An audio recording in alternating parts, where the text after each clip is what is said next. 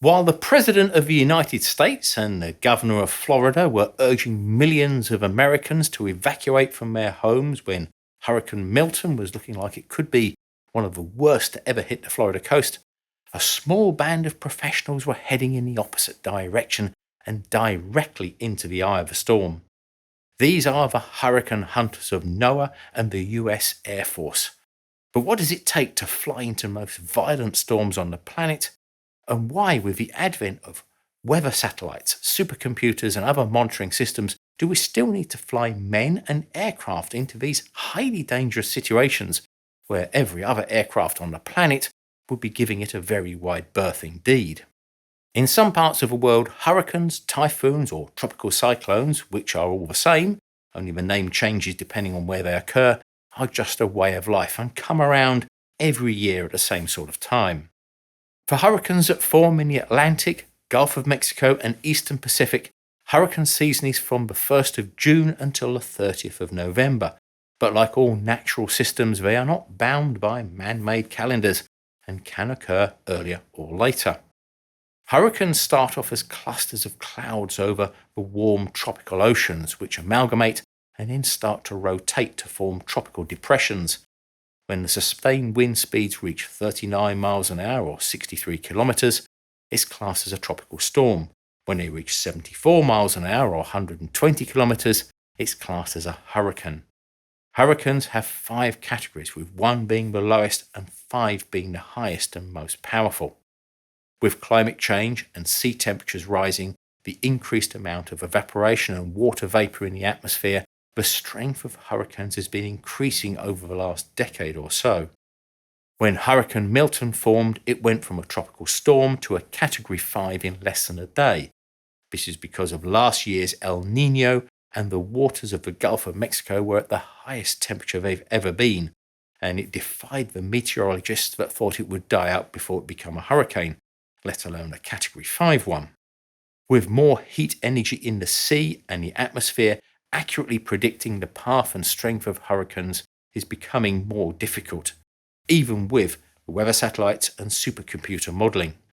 The most accurate way to work out what a hurricane may do is to actually fly through the outer rain bands and into the eye of the storm, taking measurements as they go along and sending them back to NOAA headquarters to make more accurate forecasts of its path and strength. However, unlike flying through normal clouds, not only are there extremely powerful up and down drafts the closer you get to the eye, there's also the torrential rain, hail, lightning and even tornadoes, making it not only extremely stressful for the pilots, but also for the structure of the aircraft themselves. But once they get into the eye, which can be from about 15 miles down to around 3 miles in diameter, the air is still and there are no clouds. This gives them a respite and allows the crews and aircraft to ready themselves for the exit back out through the eye wall. Now, whilst the hurricane hunters keep a lookout for storms that might just ruin your day, today's sponsor, NordVPN, can do the same sort of thing for your browsing experience, keeping your real IP address hidden from hackers and trackers, whilst combining this with their new built-in Threat Protection Pro that checks downloads for malware and links for connections to known fake, malicious, phishing, fraud and scam websites. Keeping your real IP address hidden allows you to look like you're in another part of the world, something which I use a lot because it allows me to visit websites in the US for research, but without being geographically blocked, because some ISPs still think the UK is in the EU, even though we left over 4 years ago. Now you can do the same to view sports channels, movies and TV that you might not have access to in your country, and it can be used on up to 6 devices at once, which is great for the whole family. And if that wasn't enough, Nord now includes a dark web monitor that will check known hacker hangouts to see if your details are showing up even if you're not using the VPN feature. Act now and get my exclusive NordVPN 2-year deal plus 4 months extra for free by using the link nordvpn.com/CuriousDroid, which is at the top of the description below, and there's even a 30-day money-back guarantee, so it's risk-free as well. The first time an aircraft was used to locate a hurricane was in September 1935, which became the Great Labor Day Hurricane, the most powerful to hit the US for decades to come, and is still classed as the third most intense on record. An aircraft from the Cuban Army was flown by an American expat, Captain Leonard Povey, who volunteered to see if the storm would be a threat to the capital of Cuba. The aircraft was an open cockpit Curtiss Hawk II and didn't fly into the storm because of this, but afterwards he did recommend that an aerial hurricane patrol be set up. However, this didn't happen, but the Storm Patrol Bill was passed in the United States Senate and the House of Representatives in June 1936, which would eventually lead the way to the formation of the official hurricane hunters. The first time an aircraft was deliberately flown into a hurricane was not part of any research, but actually part of a barroom dare between two Army Air Corps pilots in July 1943. Major Joe Duckworth flew a single-engined, propeller-driven North American AT-6 Texan trainer into the eye of a Category 1 hurricane twice on the 27th of July 1943. The first time was with a navigator, and then again with a weather officer. This has become known as the first attempt to obtain information to plot the position of a hurricane as it approached land. This also proved that you could fly through a hurricane and come out the other side in one piece, and set the stage for further flights for research into tropical cyclones. By 1944, the 53rd WRS, or Weather Reconnaissance Squadron, also known as the Hurricane Hunters, was set up to track weather in the North Atlantic between Europe and America. During and after the war, a variety of four-engined aircraft were used, including the consolidated B-24 Liberators, Boeing B-17 Flying Fortresses, North American B-25, Boeing B-29 and B-50s. These were loaded with test equipment and flown into hurricanes regularly. But this was still early days, and up until 1958, 5 Hurricane Hunter aircraft were lost during these missions. All but one, a consolidated PB-4Y2 privateer, a version of a B-24 Liberator, which crashed on Baton Island whilst it was trying to make an emergency landing in hurricane conditions, were never seen again. All of the crews, a total of 46 people, were lost. The only aircraft to be lost more recently was in October 1974, when a Lockheed WC-130 Hercules went down on its second approach into the eye of Typhoon Bess near the Philippines. No emergency transmissions were sent, and the aircraft and its crew of 6 could not be located, and it remains the only WC-130 lost in a storm. As a mark of respect, the name Bess was removed from the active list of typhoon names. Since then, no Hurricane Hunter aircraft have been lost, but there have been some close calls. But it wasn't just multi-engined X-bombers which were used. Between 1960 and 68, U-2 spy planes were used to fly over the top of hurricanes and typhoons at between 45 and 70,000 feet to check for levels of ozone and how the storm affected wind strengths at these very high altitudes.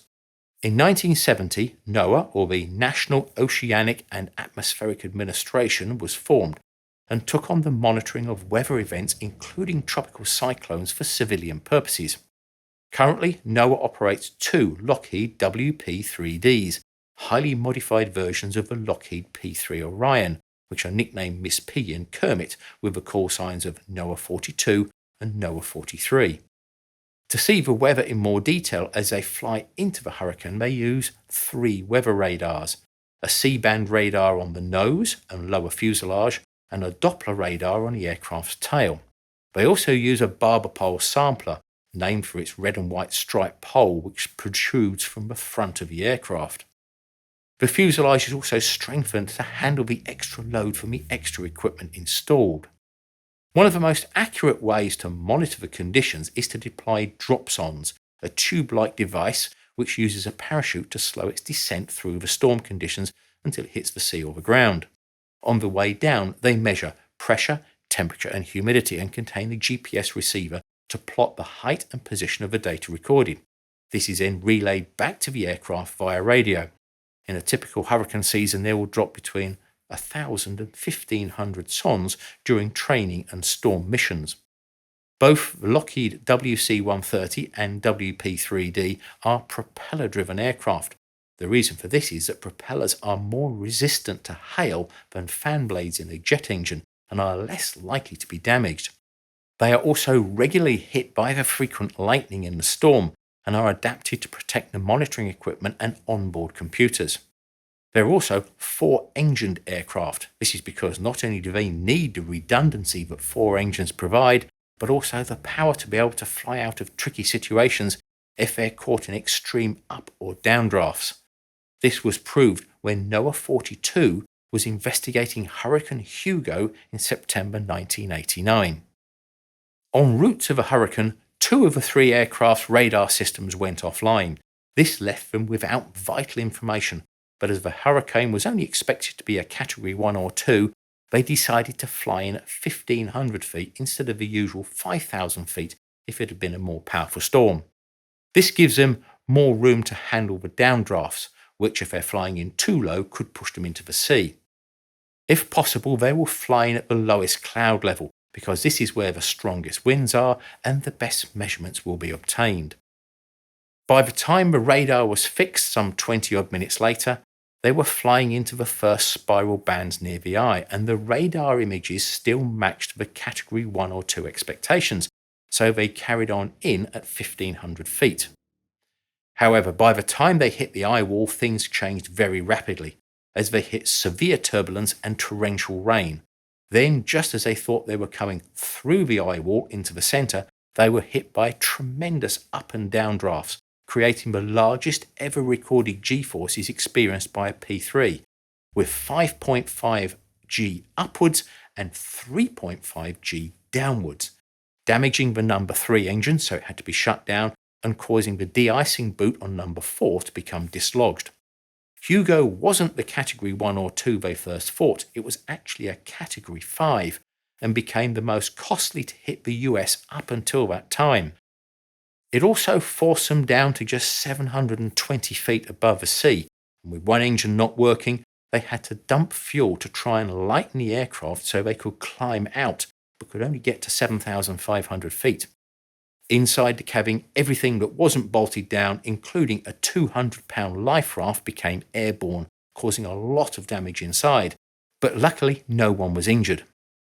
As they circled within the eye, they were assisted by NOAA 43, which was flying at 20,000 feet, and Teal 57, a USAF C-130 reconnaissance aircraft sent into the storm by the National Hurricane Center to provide information on Hugo's position and intensity. As NOAA 42 flew around the inside of the 12-mile diameter eye, Teal 57 flew above and then below to check for damage, then probed the eye wall to find areas of weakest wind so NOAA 42 could fly out with just 3 engines. After the mission had gotten back to base and the data had been analysed, they realised that NOAA 42 had been hit by, until then, unseen vortices or tornadoes in the eye wall, something which had been predicted but had never been seen on a mission. This now gives us an idea of why some of the previous hurricane hunters may have been lost. The up and down drafts were so strong and sudden that they could have caused structural failure, or could have been forced into the sea if they were flying low and didn't have time or the power to pull up.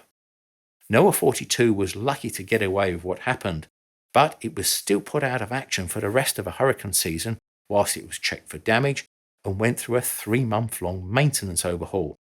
But no hurricane damage was found other than a detached de-icing boot on engine 4 and a failed fuel control sensor on engine 3, and the aircraft is still flying missions today. The Lockheed WP-3Ds are getting a bit long in the tooth now and are due for replacement by modified C-130Js by 2030, similar to those used by the USAF 53rd Weather Reconnaissance Squadron.